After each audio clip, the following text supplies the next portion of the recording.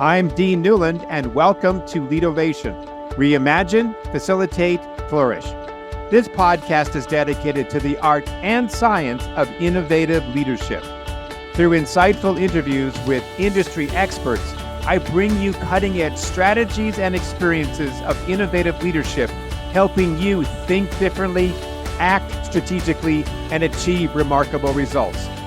Join me as I provide insights and tools that empower you to make smarter decisions, forge meaningful relationships. Welcome to Leadovation.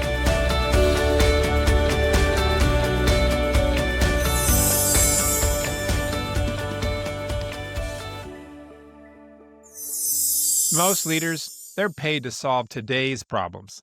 But the real danger is what's coming next. In this episode of Leadovation, I talk with foresight and design strategist Donna Dupont about how future-ready leaders think and plan. You'll hear how to spot weak signals before they become full-blown crises, how to separate passing fads from real shifts, and how to balance running the business today with designing the one you'll need tomorrow. If you're tired of leading from quarter to quarter and want to start seeing around the corners, stay tuned. So let me start off with, we seem to be socialized. We work in a paradigm, we work in an ecosystem within not only our company's mindsets, but our own personal mindsets, that we solve problems based on what is observable today. And we could even say that that's part of our job description at a company. It's like, if there's a problem that shows up, let's try to whack-a-mole it down. Let's get it out of our lives. Let's move on to something else. And even our planning is finding its way to a shorter time frame. We don't plan out 10 years very often. If we're lucky, we might, but very few companies do. We plan, maybe a year out. There's the 1-year strategic plan. We've sort of forgotten the 3-year strategic plan. Yeah. Now we're even truncating it down to a quarterly or even a monthly. So their focus is so short term. You have a different approach around problem solving. So could you kind of just start us off by explaining that approach, what kind of work you do, and we'll take off from there. Okay, sounds good. Well, I work as a foresight and design strategist. So as a strategist, it's all about how you're navigating a changing landscape. And so you are looking at not just what is static in your world and what you can solve in the now or in the next quarter or the short term, but you're really looking at the future in a different lens. It's a different perspective.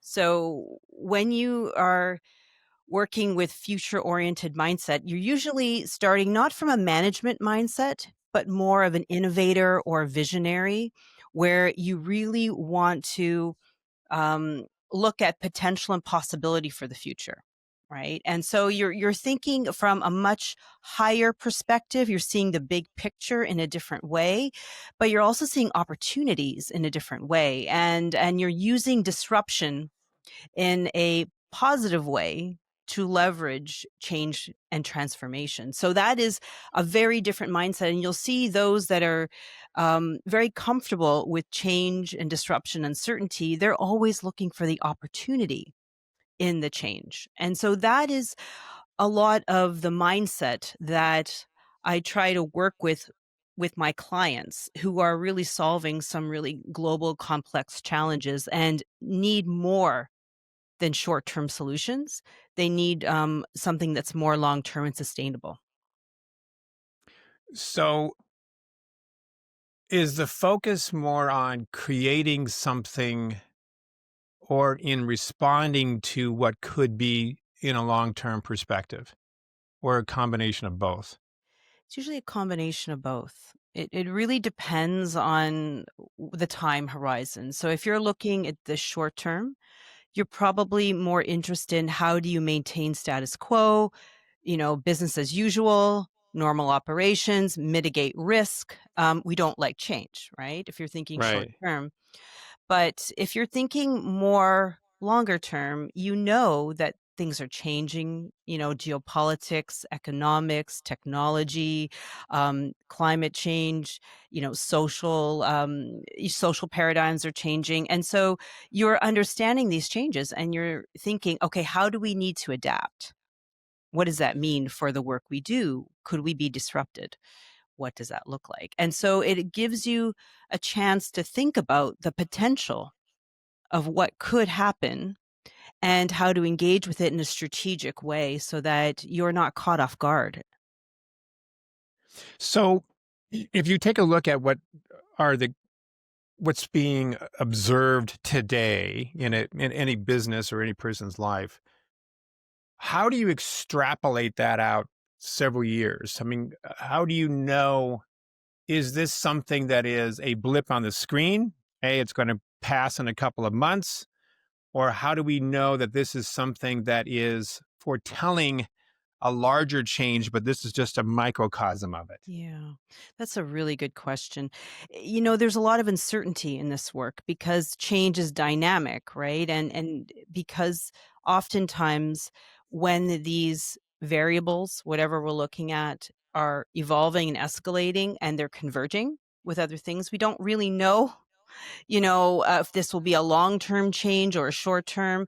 So when you are working with futures, it allows you to explore these types of scenarios, these types of situations to say, what if?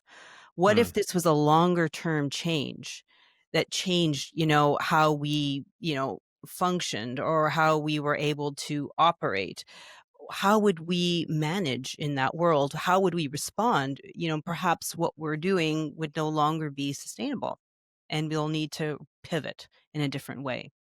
So it's allowing yourself to understand the variables, understand what you know and what is stable, but what's unstable about it, and start to allow yourself to have these different types of strategic conversations to explore those spaces of potentiality.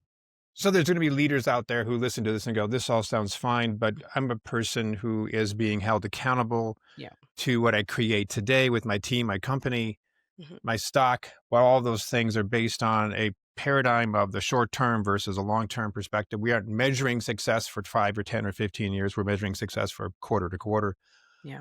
How do you take that now? I mean, I could see this as being, we've done some of this before, not to the degree that you do, where you start to really look out 10 years, 15 years, even 100 years Yeah. and have those kind of conversations. Right. And boy, fascinating kind of discussions. But then the question is, what does that mean for us today? How Yeah. do we take any action today? Do we take any action today? Or is this just something we continue to revisit every few months, every few years Hmm. to see if we need to take action today? So it's It's something that you probably need to visit, on a regular basis, so maybe every year, but you could do, maybe quarterly check-ins and what is changing in your landscape to understand so that you're not taken off guard. But to your point earlier about having to make decisions, right? Because a lot of times leaders are in the now and they are accountable to a number of, investors or shareholders. And so they have to make good decisions, right? So it all comes down to your relationship with innovation and creativity and change. So if you are an Hmm. organization that is really wanting to be on the cutting edge of innovation and want to lead change, you're going to have um, both. It's called an ambidextrous mindset Hmm. towards this. So you're going to have to maintain business as usual. Sure, you can't ignore that and you need to understand, and mitigate risks in the now. But you also have a team that's looking forward and is understanding the changing landscape and new opportunities for innovation. And some teams, they have like an innovation lab where they can stress test and pilot. And so the organization has a structure where they're Hmm. allowed to bring in both perspectives in the short and long term. And so as ideas get reviewed, processed, they may at some point there might be a decision to start to involve it into perhaps the short to midterm planning or the next iteration of where the organization wants to grow and innovate. So it's that openness to both short and long term thinking, especially in a landscape that's changing so rapidly. If your Hmm. assumption is status quo, you're going to be pleasantly surprised when things change rapidly, and then you have to scramble, and you have to, or to keep pace with the change in real time, and that's a reactive mindset. S- Right. But what about, are there certain industries where this works and it doesn't work? I can think of companies who are heavily regulated. Maybe it's yeah, government regulations or healthcare with their way that which they get paid by insurance companies. A yeah, lot of their survival and their practices are being dictated by yeah, others, so innovation is a great word on a website or on a, on a strategic plan, but when you really get down to it, it has to be slow because there's mhm. so many other people that we cannot engage in this conversation, so there's certain industries that, yes, high tech, maybe there's some AI, other types of industries, this would work really well. But can this be applied on any level, any industry, or is it really just sort of best suited for a particular type of company? Well, it's really for everybody. It's not exclusive to one type of organization, but it might look different in different organizations. So the more traditional organizations, healthcare, government, sometimes military operations, they have a very traditional mindset sometimes, but there are sides that require innovation, right? Require change, require disruption. And so in order to evolve the model, right now in healthcare, for example, it's a very traditional model, but it's a very infrastructure based model where you go to a hospital, to a doctor, you go to get care. It's not patient centered in the way it could be. And so there's a lot of work being done broadly around innovation within healthcare to make it more patient centered, to make it more Mm. accessible, to make it more affordable. And so what that requires is breaking from a paradigm.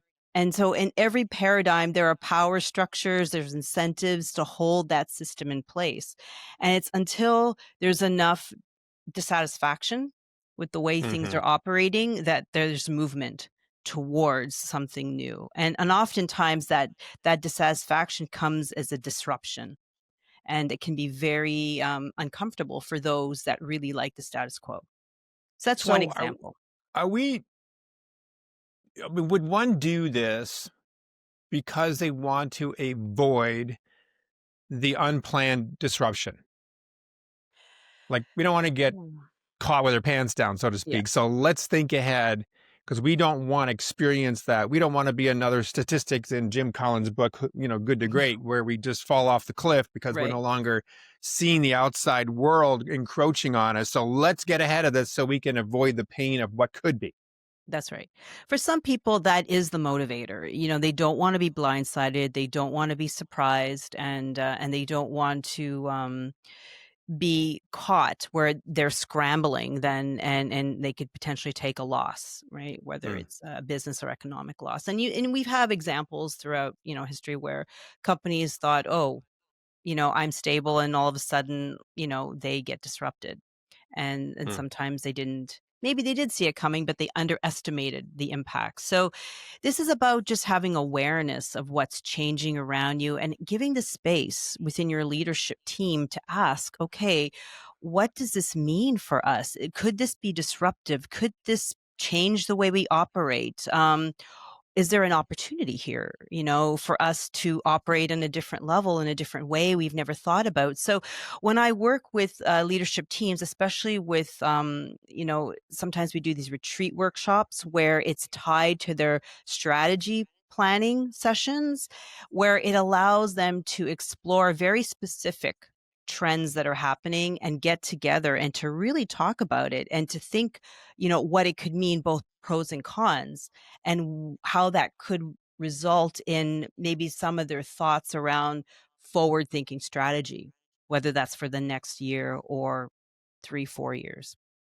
You mentioned having discussions adjacent to planning sessions around current trends and playing out scenarios based on those Mm. trends, which I think is great. What other types of questions or exercises would teams get involved in to be more forward thinking? Yeah. So trends are great. Like, trends are based on what are patterns that have been documented over time that could be, evolving, increasing, decreasing, and so on. But what I love is getting into signals of change, weak signals and emerging Hmm. issues, because that's when you get into the foresight really element. Because what you're doing is you're identifying new patterns. So a weak signal is a new pattern or a new change in the system that we've never seen before. And sometimes it appears as background noise. So we don't really pay attention to it, but it Hmm. could be slowly growing in the background, and then all of a sudden, boom, it escalates or it shifts very quickly. And so technology often starts in the background as a weak signal, and then once it hits mainstream, all of a sudden there's this awareness, right? But oftentimes you can get new emerging issues to connected to those changes that we've never experienced before. And we don't have any kind of historical knowledge set to know how to approach it. So paying attention to this could be really helpful to stimulate conversations across your team. So, can you give me an example, real world? Today is what, the 25th of November, 2025. What is a trend based on your definition? And what is a weak signal that we can all go, oh, Yeah. I know what she's talking about? Okay, so I guess right now, with trend, AI would be a trend because it's been around for a while now. Last couple years, it's really gone mainstream, and we're Yeah. seeing it evolve and explode in the last few years like never before. And so what is the next iteration behind AI is, and it's kind of a weak signal, but it's kind of evolving, and it's gonna hit mainstream very soon, is agentic AI, which is really around a whole different way of operating with agents that have different capabilities. And so how to leverage that within the work you do, or how to integrate it. And there are many people that are working on that right now. And so when that hits, how do you respond to that? How, Hmm. can you leverage that in your work or not? And so there are some organizations that look at technology as a way to replace jobs and to, but that is that's one way, and it's kind of a negative way of looking at it, because what it's really there, and what one positive way to look at it is that it's about the things that can be optimized, the things that where there is an opportunity to save, you can use technology. However, you can reinvest, those savings into new ways of creating value for your customers. And so it should be seen as ways of not just saving, but really advancing and offering a new level of service. So I think technology is an easy place for us to talk about because it's Yes. such an amazing shifting and dynamic force, certainly now. Can you speak to non-technology trends or non-technology weak signals that we are not aware of or we should be aware of? Yeah. So I guess the next logical space, and the one that I work in a lot, is climate change.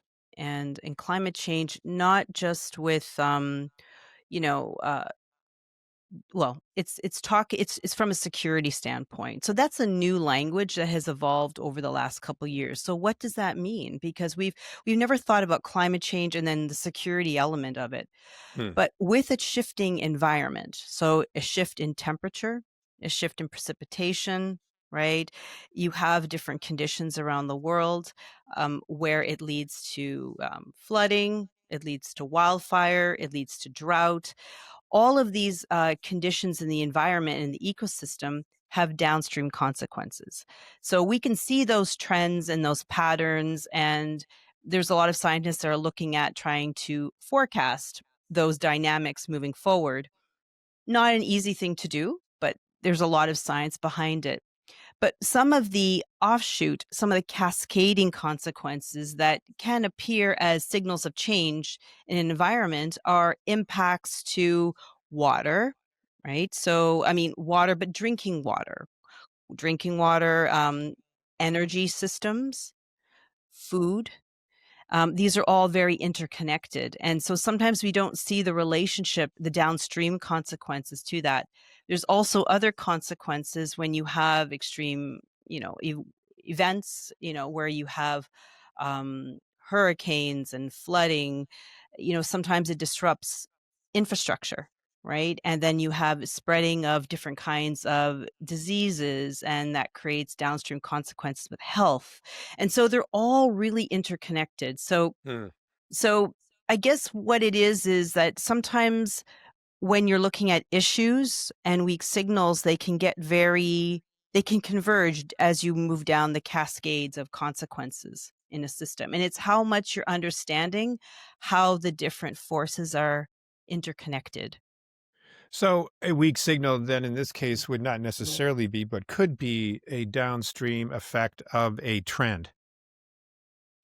A weak signal could, well, it could. I mean, it depends. It Yeah. could be a downstream effect of a trend, or it could be something that's starting and that it grows over time and emerges into an issue. I think it depends on the system you're looking at, right? And Right. how all the interconnections.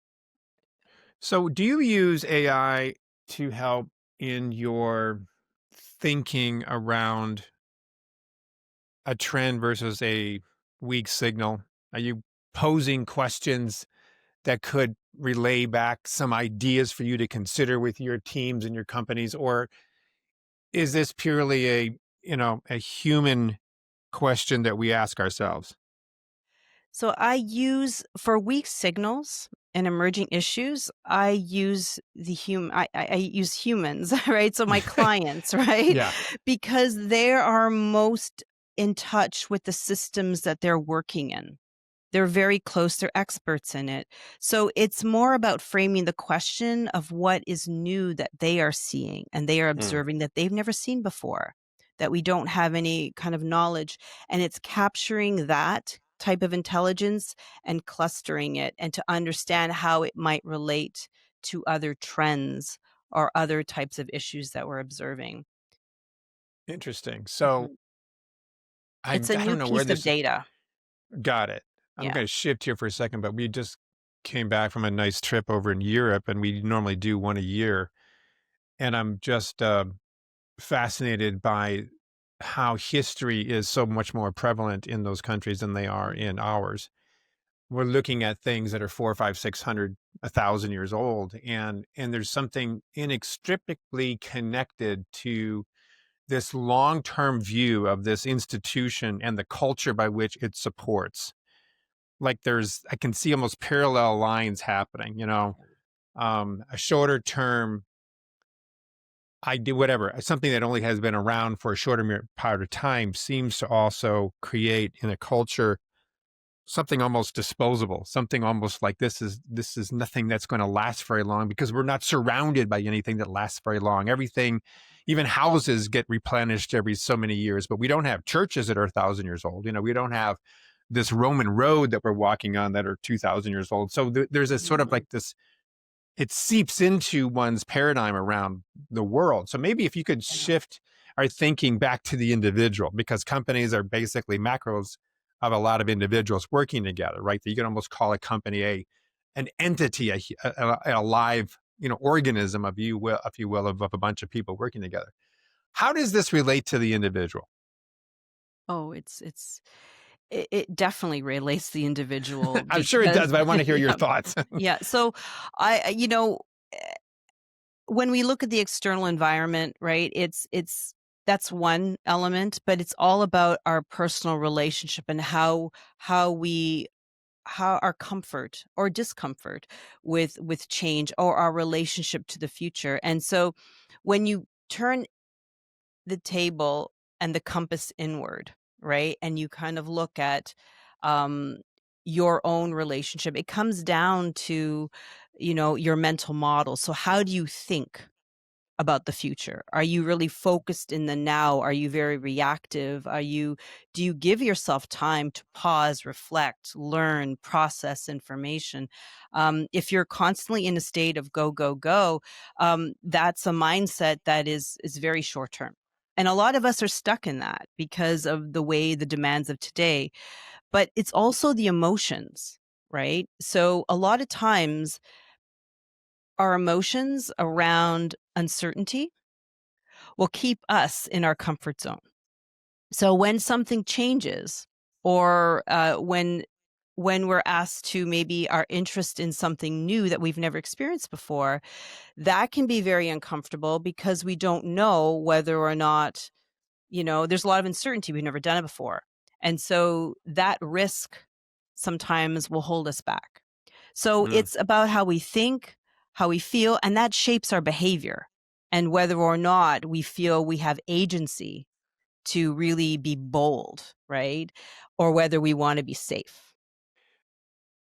So I could see this getting into a spiritual conversation very quickly. Here's why, because I'm thinking you talk about agency and the individual Mhm. and the fear of change, which you've Yeah. mentioned before. We all understand that. Mhm. There's this precept or there's this paradigm that says when change happens, I need to go and respond to it. Or if I'm smart, like Donna is telling me to be, I should be anticipating and looking for trends, looking for weak signals and be in that conversation, which could be very creative, but Mhm. it also opens us up to a whole other area of things to consider, work on, solve problems outside of the day to day. I can Yes. see some people going like, I don't want to talk about the next 10 years. I'm Yep. struggling with this week. Yep. So you're scaring the crap out of me, right? So I could see people having that reaction Yep. to this because there's this belief that it's I who do what I do, and what I do creates the results that I get. And if the results that I get I don't like, then therefore I feel like I'm doing something that might in turn be considered wrong. So when I started thinking about this, possibly for some people at least, and I'm curious what Mhm. your thoughts are, having kind of Yeah. a spiritual coefficient to this is if you begin to think further out, I think that you start to ask yourself, what other help do I have? Mm. People on the planet, certainly. Do I have a religious perspective that I can bring myself into, a spiritual practice I bring myself into, a higher self I can bring myself into that makes me realize that I can address these challenges not by myself. Yeah.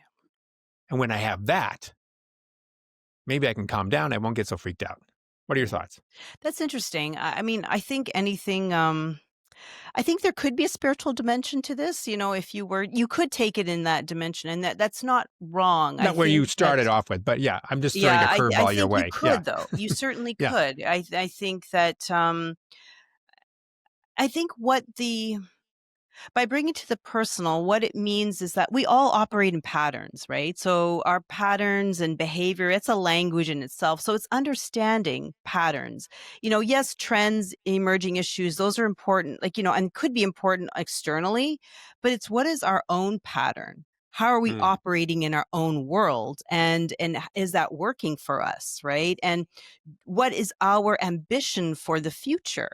What's our goal? Sometimes we don't allow ourselves to dream big enough, and sometimes, we get scared, around, being too ambitious or, being too bold. And so there is something to be said around giving your space to, on a personal level, to think about what do you aspire for yourself and how do you feel about that? And sometimes, you know, thoughts, feelings will come up, and that's an opportunity to get curious about what it is that's going on inside yourself, your own mental model, your own belief system that could be holding you back from where you want to go.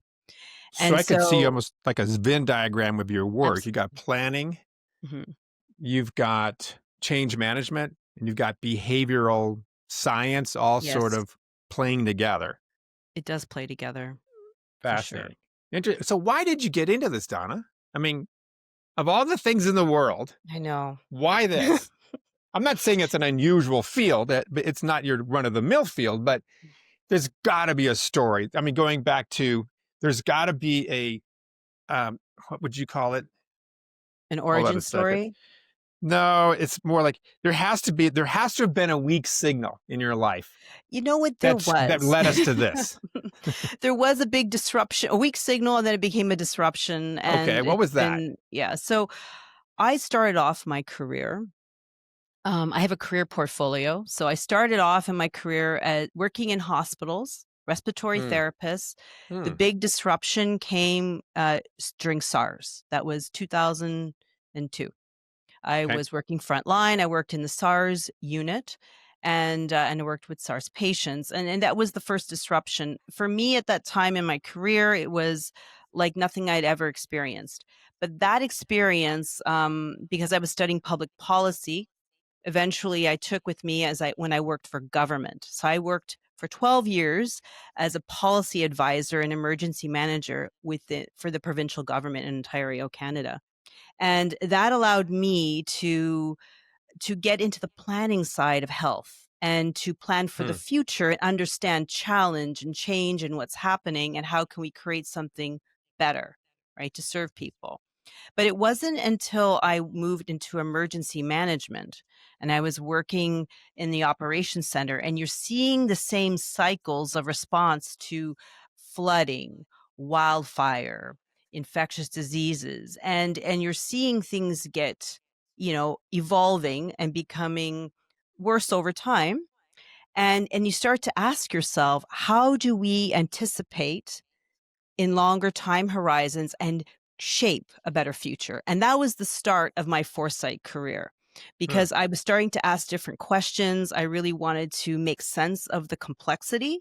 And so I started to learn and study about foresight, systems thinking, behavioral science, bring it all together. And then I've been practicing for 10 years, with a variety of organizations and building that expertise and helping organizations think differently towards the future. So, case study conversation now. You've Hmm. worked with some great organizations. Can you share with us what you did and what the benefit was? So let's see which one. I Yeah. think I spent a number of years working as a foresight and design facilitator and instructor for the Canadian Forces College in Canada. And that's the staff college for the Joint Command and Staff Program. So that involves senior lieutenant officers, lieutenant colonels from, land, sea, air, right? All Hmm. coming together.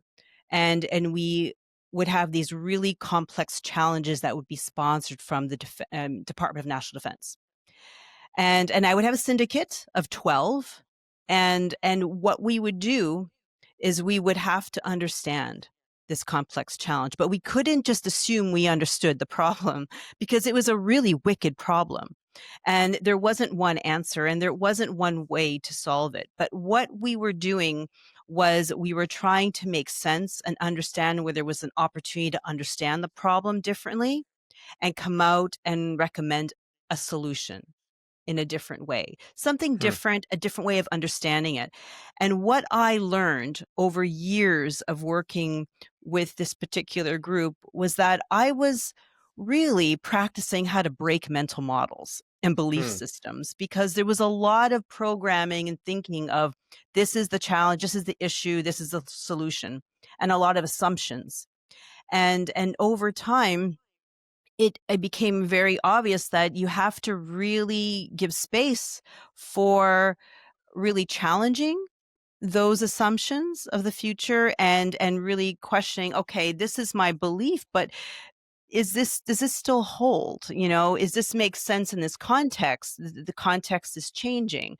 And so it allows an opportunity to reflect and think Hmm. about your thought process and how you navigate in not only a complex but a dynamic changing landscape. So that's been what some of the most Hmm. transformative experiences, and some of the largest exercises we did was with not just one syndicate, but like 8 to 10 syndicates, hundreds of lieutenant colonels at at the same time, working on challenges and providing new ideas and thoughts for the Department of National Defense to support policy, strategy, innovation in a variety of ways. Hmm. Fascinating stuff. In this country, you know that we had a couple of decades ago a Challenger explosion that took place. We had two of them. And in both cases, there was some reverse analysis about what happened, right? We're thinking about what took place. When you think about the first Challenger explosion, there were some engineers that had some hunches. And they called them hunches in the report that Mhm. these O rings were not going to work, although there Oh, was no yes. data to support it. There Mhm. was a hunch to be able to say, it's a cold January day. I don't know whether this O ring is going to work, but Right. so they weren't listened to. So I have two questions on this. Does a hunch, or call it intuition, whatever Mhm. language you want to put on this, is that one of the tools that can help us identify these weak signals? That's an interesting question because I think that sometimes when we have a hunch or we're picking or some sort of intuitive hit, it's an opportunity for us to explore it and ask some questions and dig a little deeper. Mm, Could it be a weak signal? It could be something we've picked up. Maybe in our subconscious we saw something and it just didn't sit right and it sat right. with us and it's kind of there in our mindset. So I usually, if I have a hunch or an intuition and it's strong enough, I explore it. I explore it. At least I allow myself that opportunity to explore it to see, okay, is there something there or am I just imagining, you know, something or not? Like, you explore it. You can even talk about it with a team and see how others see that and whether Mm. or not they've picked up on the same. Because sometimes you're surprised that others might have observed something similar, but they may not have shared it because they were not sure. So, if, as you, as the individual, give yourself permission to follow your intuitive hit, your hunch in the process of exploring a trend or, um, you know, these weak signals, what are the characteristics of a team Yeah. that is the foundation that will allow these kinds of future forward thinking conversations? What are the guiding principles? We walk in the room, all right, you guys, we have to all agree on the following set of Mm. principles in order for this conversation to be Right. successful. Yeah. What does that look like? What kind of team creates this sort of discussion that's successful versus, unproductive?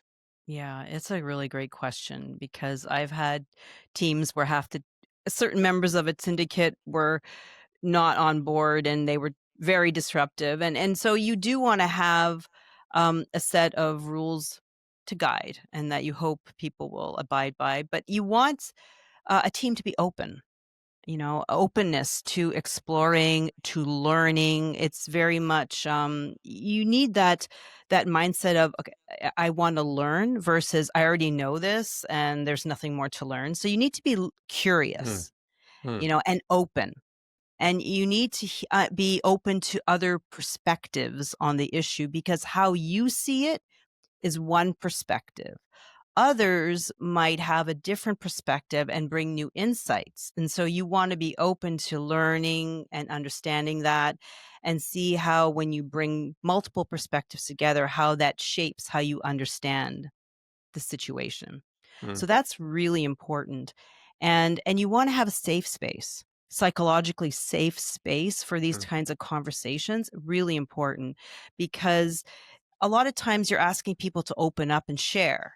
And sometimes they're not accustomed to sharing. Oftentimes when I would facilitate workshops, especially scenario workshops where you have executives that have a lot of constraints, they don't necessarily have the opportunity to exercise certain ideas, right? Because it might be a little um, unconventional.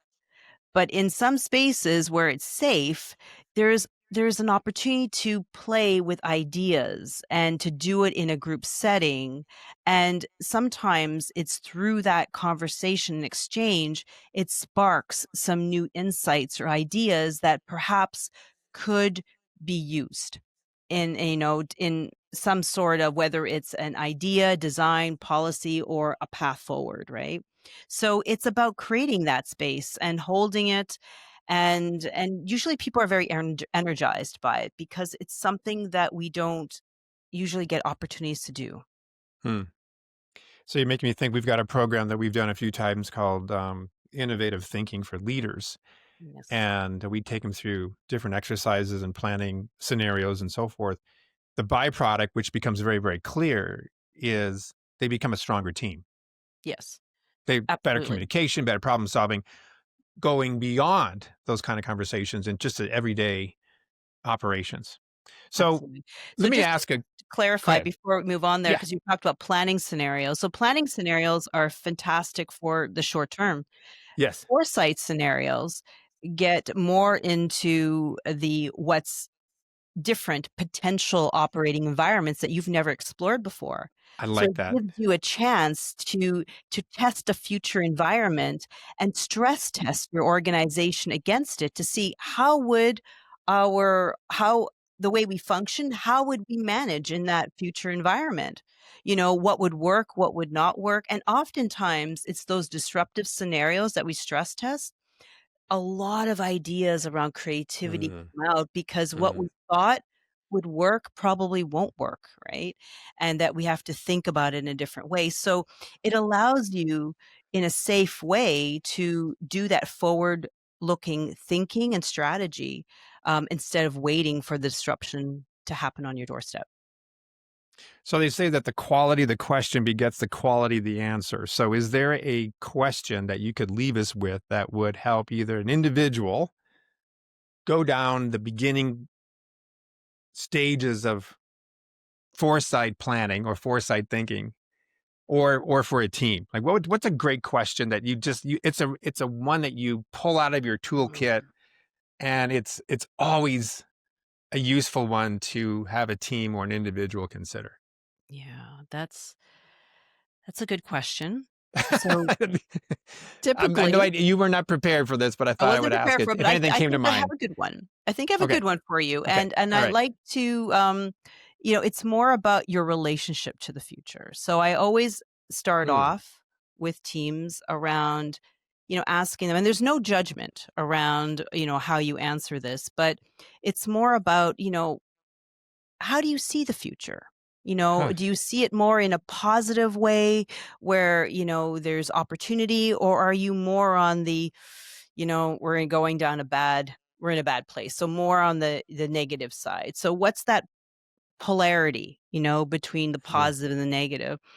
And then how strong do you feel you have agency for change? Like, do you feel like, yeah, it's going crazy, but I know that we're going to find a way? Or is it like, okay, look, this is not going a good place and there's no point even trying. So it's understanding where you fit along those dimensions that's helpful. Now, there's no judgment, but what it does is it challenges you that when you get into a team environment, you'll have other people who are sitting in a very different quadrant.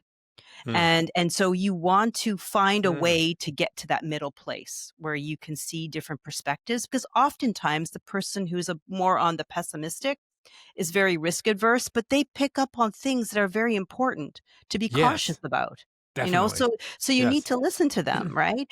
But then oftentimes, they eliminate ideas, right? Because it's too risky. Whereas the person who might be more on the optimistic or positive side will see opportunity.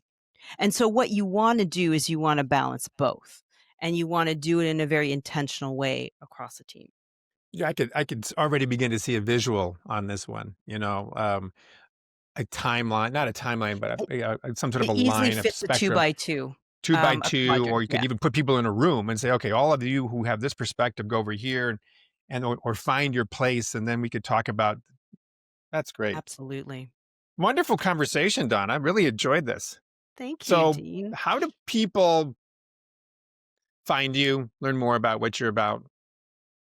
Well, if people are interested in connecting and learning more about my work and also how they can use foresight in their organization, I can be reached on by website at on purplecompass.ca and by email at donna@purplecompass.ca. And of course, you're on LinkedIn and all the other. I'm on LinkedIn, so Yeah, feel free to connect with me on LinkedIn. And I also offer a complimentary 20-minute consultation for anyone who has questions. They can access it on my website. great. It's really great. Thank you for your time on this. Thank you, Dean. I loved our conversation. Thank you for listening to Leadervation with Dean Newlund.